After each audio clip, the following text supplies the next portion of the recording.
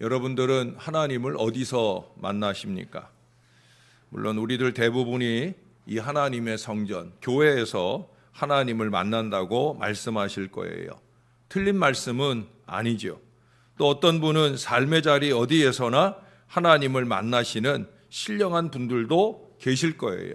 사실은 그래야 되지요. 제가 늘 쓰는 표현처럼 어디를 가든지 무엇을 하든지 누구를 만나든지 우리가 하나님을 만나는 마음으로 그렇게 살아야 할 것입니다. 그러나 안타깝게도 어떤 분들은 교회에서조차 하나님을 만나지 못하시는 분들도 있습니다. 주일 하루 종일 교회에 있다가도 하나님 만남 없이 가게 되는 안타까운 사람들도 있다는 거예요. 결국 하나님은 밖에서 만나지는 것이 아닙니다. 하나님을 만날 수 있는 외적인 환경이 있는 것이 아니다라고 하는 거예요. 하나님은 우리 안에서 만나지게 되어집니다. 모세가 하나님을 만난 그 호렙산에 불타는 떨기나무는 군중 속에 있지 않았어요. 모세의 하나님 체험은 홀로 이루어졌다는 거예요. 불타는 그 떨기나무의 숲에 하나님과 만남은 자기 자신만의 고요한 체험이었다 하는 사실이에요. 반면에 이사야서 6장에 보면 이사야 역시도 많은 사람들이 모여있는 그 성전에서 하나님을 만나요. 많은 사람들이 모여있지만 그 가운데서 홀로 하나님의 영광을 보고 하나님을 만났다라고 하는 거예요. 죄송하지만 우리 중에서도 이처럼 갈리는 거지요. 많은 사람들이 이 새벽 아침에 모이고 주일에 모이지만 죄송하게도 갈리는 거예요. 그 가운데서 이 새벽 아침 와서 하나님 잘 만나고 가시는 거룩한 주의 자녀들도 있으시고요. 또 안타깝게도 졸며 자며 시간을 지나고 또는 맑은 정신으로 있음에도 불구하고 하나님 은혜 체험 없이 돌아가시는 안타까운 순간도 있다라고 하는 거예요. 이 새벽도 또 오늘 우리의 하루의 삶 속에서도 이 하나님의 임재가 매 순간 느껴지고 누려지는 삶이 되도록 저와 여러분들이 사모할 수 있어야 된다는 거예요. 엊그제 우리가 보았던 27편 말씀을 나눌 때 제가 마지막 13절 14절에 근거해서 그런 말씀을 드렸잖아요. 교회 오셔서도 오시자마자 늘 그런 기도해야 된다고. 하나님, 내가 오늘도 산자의 땅에 왔습니다. 하나님의 은혜 볼 것을 믿습니다. 내가 강하고 담대하며 여호와를 기다립니다. 이 고백이 있어야 된다고. 그러나 그것은 성전에서만 아니에요. 여러분 오늘 예배를 마치고 돌아가실 때에도 그 고백으로 출발하셔야 돼요. 하나님, 내가 가는 모든 곳이 산자의 땅이 되게 하옵소서. 여호와의 은혜를 보는 땅이 되게 하옵소서. 내가 강하고 담대함으로 우리 하나님을 기다리고 바라며 힘 있는 걸음을 걸어나갈 수 있도록 도와주시옵소서. 이 기도로 이 하루를 시작하셔야 되는 거예요. 저는 시편 27편과 함께 오늘 이 시편 29편을 좋아합니다. 제가 어제도 29편을 보고 싶은 그 간절한 열망 속에 여러분들에게 성경을 읽기 시작할 때 28편인데도 불구하고 29편을 보자고 제가 실수를 하기도 하잖아요. 29편은 그만큼 저에게 특별합니다. 그 중에서도 여기 10절, 11절이 얼마나 힘이 되는 말씀인지 모릅니다. 10절을 보세요. 여호와께서 홍수 때에 좌정하셨으며 여호와께서 영원하도록 왕으로 좌정하시도다. 할렐루야. 이걸 읽고 있노라면, 이것을 읽고 묵상하노라면 제 안에, 우리의 가정에, 우리의 교회에 우리 하나님께서 좌정하시는 그 느낌이 충만하게 찾아옵니다. 그러면 저의 마음이 얼마나 든든한지요. 크고 작은 많은 어려운 상황들이 저에게 왜 없겠습니까? 우리에게 왜 없겠습니까? 그러나 오늘 이 말씀으로, 오늘 여호와의 소리로 그렇게 저는 선포합니다. 제 마음을 향하여, 우리 가정을 향하여, 우리 교회를 향하여 선포합니다. 여호와께서 홍수 때에 좌정하셨으며 여호와께서 영원하도록 왕으로 좌정하시도다. 홍수와 같이 그 곤란 상황 중에서도 얼마든지 안심하고 든든하게 살 수 있는 은혜가 이 말씀 안에 보장이 되어 있다는 거예요. 하나님을 모시고 하나님을 늘 만나는 우리 하나님의 백성에게 우리 하나님께서 주시는 두 가지 축복의 역사가 11절에 나오기 때문에 그래요. 11절에 보면 하나님이 주시는 게 자기 백성에게 주시는 게 자기 백성에게 주시는 게 두 가지예요. 하나는 힘이요, 다른 하나는 평강의 복이라는 거예요. 사람마다 힘이라고 생각하는 대상이 다 다르죠. 어떤 사람은 이 물질 만능 사회에서야 돈이 힘이지라고 생각하는 분들이 있을 거예요. 국가적 측면에서는 군사력이 힘일 수도 있습니다. 권세가 힘이라 생각하여 그 권세 뒤에 줄서기를 하느라 정신없는 사람들도 보게 되어집니다. 외모가 힘이라고 생각하는 사람들도 있을 거예요. 그런 점에서 저는 어쩌면 힘없는 사람일 수 있습니다. 그러나 여러분, 오늘 하나님의 말씀은 4절에서 이렇게 말씀하고 있어요. 여호와의 소리가 힘 있으며, 여호와의 소리가 힘 있다. 여호와의 소리가 힘이 있으면 그 소리를 내시는 하나님은 얼마나 힘이 있겠어요. 하나님이 힘이시지요. 하나님의 소리, 하나님의 말씀이 최고의 힘인 것입니다.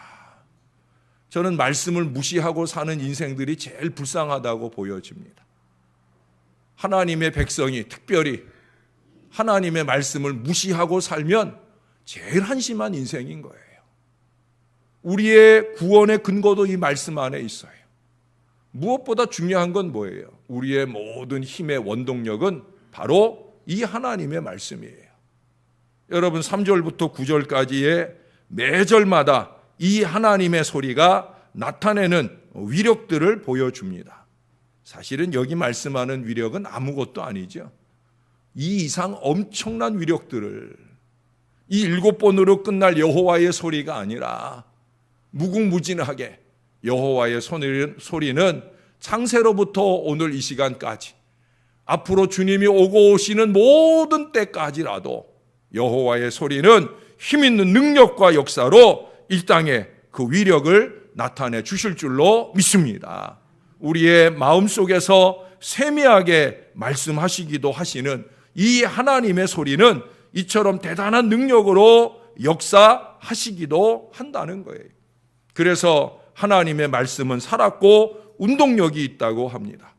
그 말씀이 가진 위력은 제가 여러분들에게 일일이 설명을 드리지 않아도 잘 아실 거예요. 그 말씀은 창조력으로부터 시작을 하잖아요. 예수 그리스도를 이 땅에 오게 하시고 구원을 이루신 구속력이 되기도 합니다.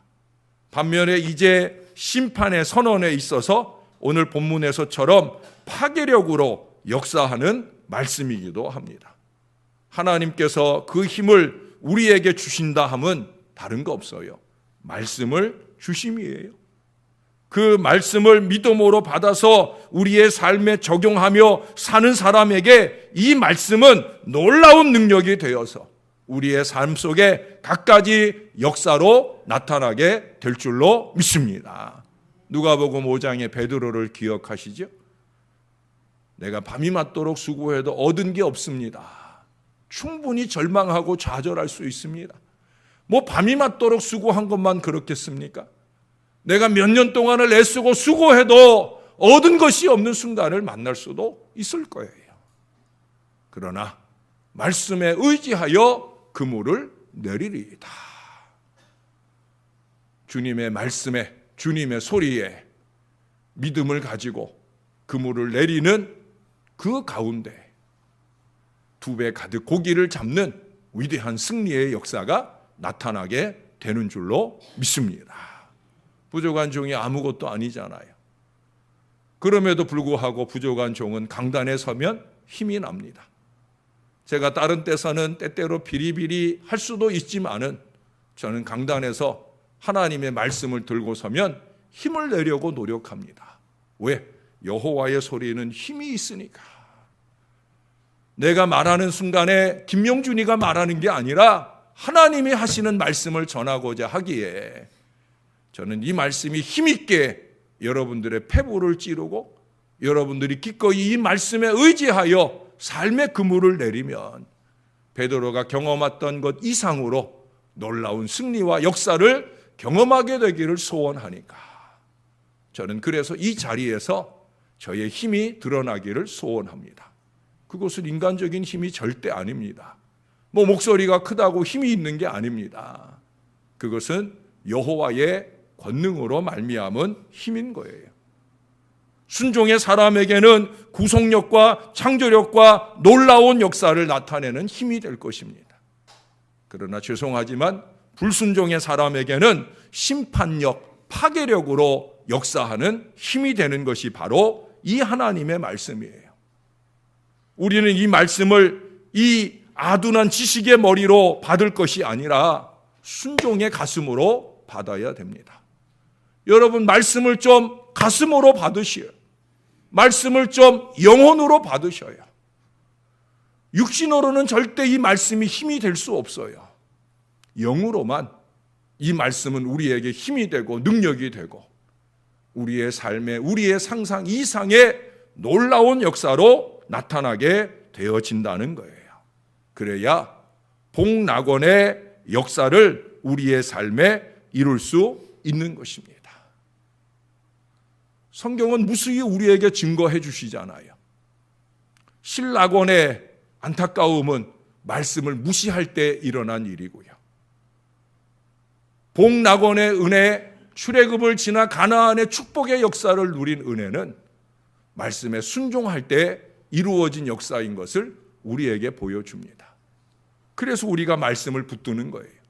그래서 우리가 날마다 말씀 앞에 서는 거예요. 이 말씀에 의지하고 믿음의 그물을 내리려 하는 거예요. 그래서 그 힘과 함께 자기 백성에게 주신다는 평강의 복을 누릴 수 있게 되어지는 거예요. 여기서 말하는 이 평강, 이 샬롬의 은혜는 모든 것이 완벽하게 만족되는 전인적인 평강입니다. 내 손에 쥐었다고 누려지는 평강은 아닙니다. 내 손에 쥐지 않았어도 내 마음은 한없이 평화로운, 어제 저녁에도 얘기했지만 5,000원짜리 넥타이, 10,000원짜리 와이셔츠를 입고 살아도 그래도 세상이 부럽지 않은 놀라운 평안의 은혜가 내 마음을 주장하시는 바로 그 평강이에요. 그 근거는 뭡니까? 평강의 왕이 되시는 예수 그리스도로 말미암아 완전해진 평강이기 때문에 그래요. 내 안에 주님 계시니 내 마음이 평강을 회복하고 그 평강을 나눌 수 있는 은혜까지 나아갈 수 있는 것입니다.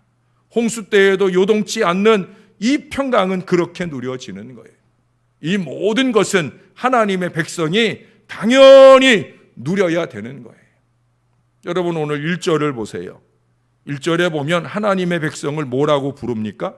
너희 권능 있는 자들아. 여러분, 권능 있는 여러분, 그렇게 지금 부르고 있는 거예요. 예? 권능 있는 여러분, 이게 우리의 이름입니다. 예수 그리스도를 모시고 사는 사람이라면 누구나 다 이 이름으로 불려질 수 있다는 거예요. 어깨 쫙 펴고 살 수 있는 근거가 여기에 있는 거예요. 떳떳하게 자신 있게 살아야 되는 거예요. 제가 중학교 시절 살던 집은 신길동에 큰 길에서 이제 골목으로, 으슥한 골목으로 이렇게 들어서 가지고 또 다시 한번 오른쪽으로 꺾어서 막다른 골목 끝에 저희 집이 있었어요. 우리 부모님이 처음 장만하신 언덕 위에 오막살이 같은 작은 집이지만 그 집을 처음 장만하고 저희 어머니 아버지가 좋아하셨던 그때를 잊지 못합니다. 그 집 그림이 지금도 40년 이상 지났는데도 그 집 그림이 지금도 선명해요. 정말 오막살이 같은 조그만 집이지만 우리 어머니 아버지가 고생하셔서 처음으로 마련했던 그런 집입니다. 근데 저녁 늦게 학교를 끝나고 집으로 돌아갈 때면 고민되는 상황이 하나 있어요. 그것이 골목을 들어서서 또다시 막다른 골목으로 들어가는 길이라 그 골목 초입에 이 불량한 아이들이 항상 자주 와 있어요. 그 아이들이 그 막다른 골목 초입에 서 있다가 그 골목으로 이렇게 지나가는 그런 또래 아이들이나 그보다 못한 아이들을 그 막다른 골목 안으로 불러 들어갑니다. 그래서 때리기도 하고 또 때로는 돈을 빼앗기도 하고 그러는 일을 거기서 아이들이 하는 거예요. 근데 저는 그 아이들을 지나가서야 집에 갈 수 있어요. 자, 어떻게 가겠습니까? 지금 제 키가 그때 그 키 그대로입니다. 예. 근데 삐쩍 마르긴 했지만 그래도 키는 컸어요. 제가 그 골목을 들어설 때 그 아이들을 보는 순간 고개를 숙인다든지 움츠러들지 않습니다. 어깨 쫙 펴고 가방을 힘있게 들고 그러고 그곳을 지나갑니다. 왜 그래요? 자신 있게 지나가야 애들이 안 건드릴 것 같아서. 그런 것만은 아닙니다. 제가 그것을 자신 있게 지나갈 수 있는 이유가 뭐겠습니까? 제가 싸움을 잘해서? 그것도 아니에요. 거기서 혹시라도 그 아이들이 저를 붙잡거나 무슨 일이 생기면 그저 몇 발자국 뛰어가기만 하면 쾅쾅쾅 우리 집이거든요. 설사 빨리 뛰어갈 힘이 부족하면 엄마! 하고 부르기만 하면 여장부이신 우리 어머니께서 왜 그래! 하고 나오면 이놈들이 다 도망갈 줄을 저는 알거든요. 그러니까 그 골목 안에 들어서는 게 저는 두려움이 아니에요. 왜 그래요? 소위 말하는 홈그라운드, 그곳은 저에게 그런 곳이거든요. 사랑하는 여러분, 저와 여러분들에게 홈그라운드는 어디입니까? 이 교회 신월 제1교회, 여기만 우리의 홈그라운드가 아니에요. 우리가 좀 전에 찬양했잖아요. 주 예수와 동행하니 그 어디나 하늘나라. 할렐루야. 주 예수와 동행하는 오늘 저와 여러분의 삶의 모든 자리가 우리들의 홈그라운드인 줄로 믿습니다. 낯선 면접장에 서게 되는 우리 아이들이, 낯선 시험장 앞에 앉아야 되는 우리 아이들이, 그들이 어디든지 계시는 하나님의 나라 홈그라운드의 감격 속에 살 수 있다고 하면 그들은 두렵고 떨림으로 그 시험관 앞에, 시험장 앞에 서지 않을 수 있을 거예요. 저와 여러분도 마찬가지입니다. 우리 주님 모신 그 어떤 자리든지 그곳이 나에게 홈그라운드다. 이 믿음을 가질 수 있는 근거가 오늘 바로 이 하나님의 말씀에 있습니다. 권능과 평강의 보장을 간직하고 누리는 비결이 바로 오늘 말씀에 있어요. 여러분, 우리의 할 일은 두려움이나 염려가 아닙니다. 그저 1절, 2절에서 말씀하는 것처럼 우리에게 권능도 평강도 주시는 우리 하나님께 영광을 돌리고 예배하는 그 삶에만 충실하면 되는 거예요. 그래서 제가 늘 자주 얘기하잖아요. 예배의 승리자가 삶의 승리자도 될 수 있다. 우리가 왜 삶 속에서 자꾸 비리비리하고 볼품없이 그렇게 세상에 손가락질 받으며 살게 되는가? 왜 구질구질하고 왜 어리석게 살게 되어지느냐? 예배에서 실패하니까 그런 거예요. 예배에서 승리해야 됩니다. 이 예배 속에서 하나님의 임재를 경험해야 하고 이 예배를 통해 무엇보다 우리 하나님께 영광과 능력을 돌려야 되는 거예요. 예배를 통해 우리에게 입혀주시는 거룩한 옷을 입고 그렇게 세상을 향해 나아갈 수 있어야 되는 거예요. 우리 할 일은 그저 하나님 높이기만 하면 나머지는 하나님께서 알아서 다 해주신다는 거예요. 사랑하는 여러분, 이 새벽 아침에 하나님을 예배하고 하루를 여시는 저와 여러분의 앞날에 보장해 주시는 이 권능과 평강을 마음껏 누리며 의연하게 살아가시는 우리 하나님의 친백성들이 다 되시기를 우리의 구주 되시는 예수님의 이름으로 간절히 축원합니다. 축원합니다. 기도하겠습니다. 하나님, 우리 하나님이 되어 주셔서 감사합니다.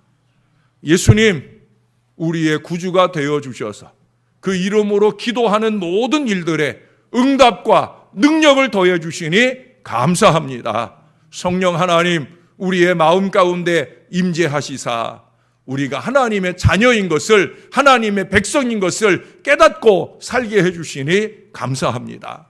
저와 이 모든 자녀들이 오늘 이후로 우리의 숨이 붙어 있는 모든 날 동안에 하나님이 자기 백성에게 힘을 주신다, 평강의 복을 주신다, 이 약속의 말씀을 놓치지 말고 살아가게 도와 주시옵소서. 이 부족하지만 이 부족한 종이 강단에 설 때마다 힘을 낼 수 있는 근거가 이 말씀에 있사옵고, 이 사랑하는 주의 백성들이 부족한 종에게서 들리는 말씀이지만 그 말씀을 하나님의 말씀으로 받고 갈 때 그 말씀이 저들의 삶에 힘이 되고 능력이 되고 평강이 되는 이 축복의 역사를 누릴 수 있는 근거를 오늘 말씀 속에서 찾을 수 있는 이 주의 자녀들이 되게 하여 주시옵소서. 그래서 오늘도 삶의 모든 자리에서 말씀에 의지하여 내가 믿음의 그물을 내리겠습니다. 기도의 그물을 내리겠습니다.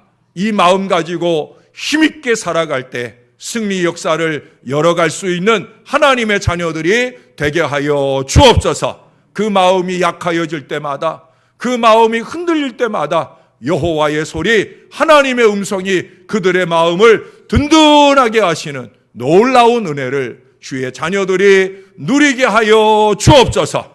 이제 딱 6주 남은 이 수능 시험을 앞두고 있는 우리 수험생들, 사랑하는 이 자녀들, 그리고 날마다 순간마다 취업의 문턱에서 두렵고 떨리는 또 한 번의 전진을 소망하는 우리 아이들, 하나님 아버지 반드시 이 아이들을 붙들어 주시옵소서. 하나님의 자녀인 것을 잊지 않을 믿음을 주시고 배후에 기도하는 모든 후원의 기도를 놓치지 않게 도와주셔서 그들이 담대하게 그 모든 시험장에 임하여 승리의 역사를 열어가는 큰 족적을 남길 수 있도록 은혜를 베풀어 주옵소서. 주님께서 함께 하시는 은총을 통하여 이 결실의 계절 가을에 이 말씀을 통해 또 다른 은혜의 결실들을 풍성풍성하게 맺어가는 저와 이 모든 자녀들 되도록 축복해 주시옵소서. 감사합니다. 예수님 이름으로 기도합니다. 아멘.